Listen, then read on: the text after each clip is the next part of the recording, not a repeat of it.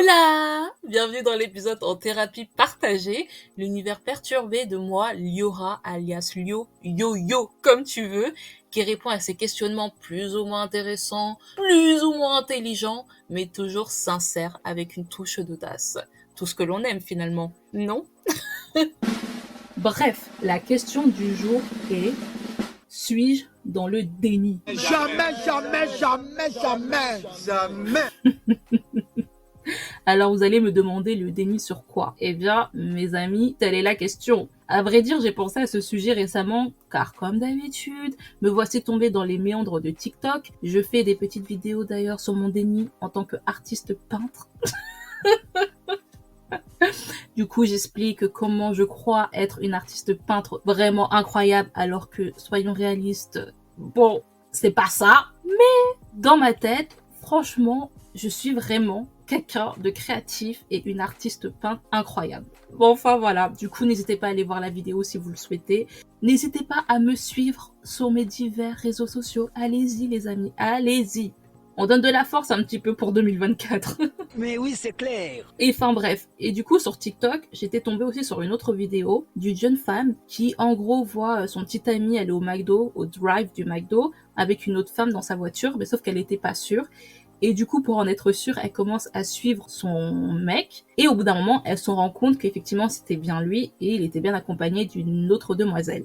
Et dans cette vidéo, elle explique comment elle était énervée, qu'elle s'en est prise à la fille et à son mec et tout, etc. Parce qu'apparemment, la fille était au courant qu'il était en couple. Bref, là n'est toujours pas la question, mais dans sa vidéo, justement, elle arrête pas de rigoler. Alors que la situation vient de se dérouler, genre, je sais pas, 4 minutes avant, et pourtant, elle rigole, elle rigole.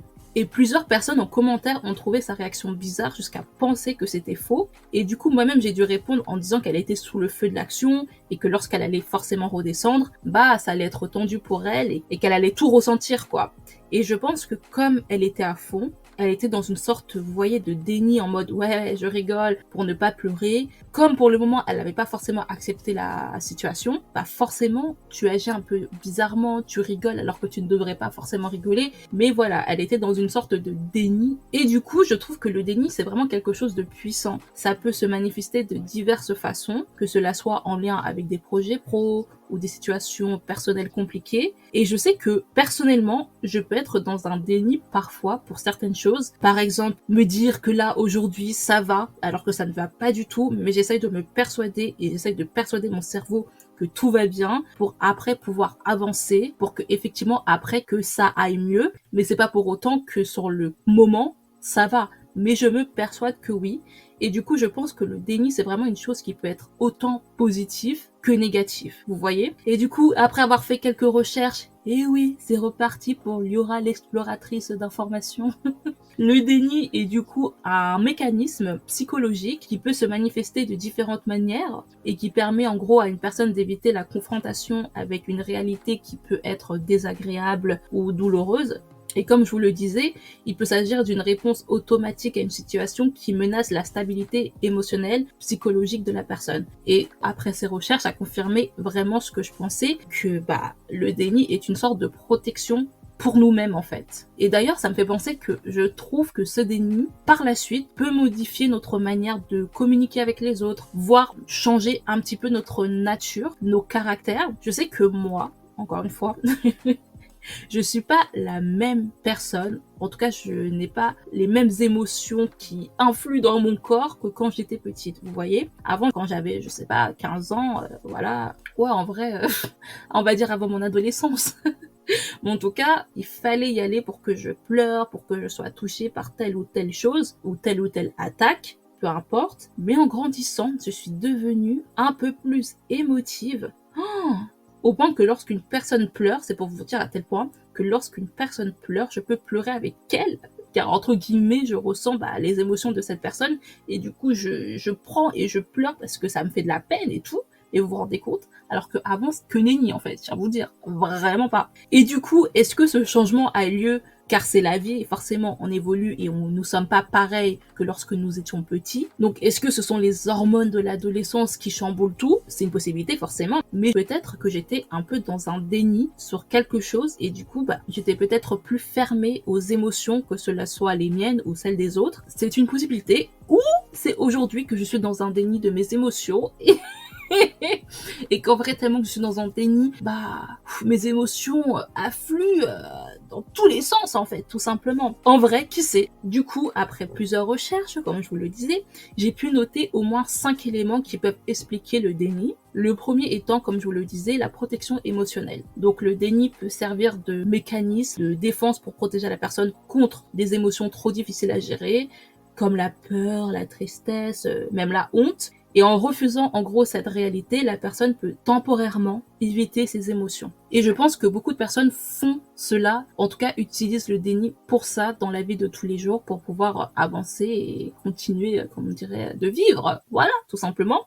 Puis parfois, il y a cette réalité qui est assez compliquée. On peut se sentir rabaissé par telle ou telle situation. Et du coup, notre estime de nous-mêmes peut être un peu touchée, voire beaucoup. Et c'est le deuxième élément du mécanisme du déni, qui est de maintenir une certaine estime de soi, tout simplement pour pas qu'on se sente menacé et qu'on ait une image positive de nous-mêmes. Pour donner un exemple, ça me fait penser aux personnes, vous savez, en couple qui vivent par exemple des tromperies et qui vont garder cette tromperie pour elles et ne pas forcément en parler à d'autres personnes, ça soit proches ou amis, et qui vont même peut-être plus loin faire genre que ça n'a jamais existé, afin de garder bien évidemment peut-être la personne avec laquelle elle est en couple, parce que si elle dit tout, forcément elle voudra peut-être se séparer, qui sait, mais c'est aussi pour maintenir une certaine estime de soi en niant cette situation. Si elle oublie cette situation, si elle ne le dit à personne, en gros, ça ne s'est pas passé, et il y a personne qui pourra la juger et qui pourra la dénigrer entre guillemets. Du coup, elle maintient cette estime d'elle-même pour avancer. Puis, je continue. Puis, il y a un autre point de ce mécanisme du déni qui est la peur du changement. En vrai, tout est assez lié, comme vous pouvez le voir. Certains individus peuvent craindre les conséquences du changement, même s'il est nécessaire, attention. Mais le déni peut être une manière de retarder ou d'éviter les ajustements, on va dire entre guillemets, nécessaires de la vie. Comme vous n'aimez pas le changement, vous allez tout faire pour retarder les échéances de votre vie, en fait, tout simplement. Que ça soit pour un déménagement, pour une opportunité professionnelle, vous allez tout retarder parce que vous avez peur du changement et peur de l'avenir, entre guillemets, parce que vous ne savez pas ce qui va se passer plus tard et vous n'aimez pas ce changement, vous préférez rester peut-être dans une certaine routine. Et puis, en vrai, chacun a sa manière de réagir à telle ou telle situation. Et du coup, pour certaines personnes, ça va être très compliqué de faire face à divers problèmes, car elles n'ont éventuellement pas les ressources émotionnelles ou peut-être, les compétences pour faire face à des situations difficiles. Donc, utiliser le déni pourrait peut-être, pour ces personnes, un idéal afin d'éviter d'affronter la réalité. Encore une fois, une protection pour éviter d'affronter certains problèmes. Et enfin, le dernier point, c'est qu'il y a ce refus de responsabilité qui peut entrer en compte. Dans le sens que si tu te sens, coupable d'une mauvaise situation, le déni, en gros, va te permettre de nier cette réalité afin de peut-être échapper à une certaine culpabilité ou en tout cas à certains affrontements. Et comme je vous le disais, tous ces éléments sont une protection consciente ou inconsciente qui nous permet de pouvoir avancer et de ne pas forcément rester bloqué. D'ailleurs, Freud, oui, je fais un petit peu genre, Freud. Bref, Freud a introduit le concept de mécanisme de défense, dont le déni fait partie, car en gros, selon lui, le déni, c'est un peu le moyen pour l'ego de se protéger de la psyché contre les pensées, des sentiments ou des informations trop menaçants pour être acceptés consciemment. Mais pour vous donner d'autres idées de pensée, Aaron Beck, qui est un des fondateurs de la thérapie cognitive, a abordé le déni du point de vue des schémas de pensée déformés.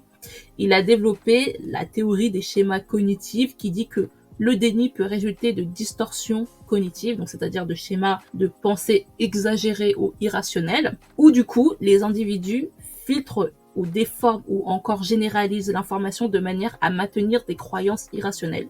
Pour vous donner un exemple dessus, parce que j'ai dû chercher, parce qu'au début, moi, je comprenais pas forcément ce que ça voulait dire, ce que ça impliquait, mais pour vous donner un exemple, par exemple, les complotistes, qui vont croire telle ou telle chose, sans forcément qu'il y ait de véracité dans les propos, et pourtant, ces personnes vont y croire tellement y croire à tort ou à raison, mais ça reste quand même derrière tout ça quelque chose d'assez irrationnel, vous voyez?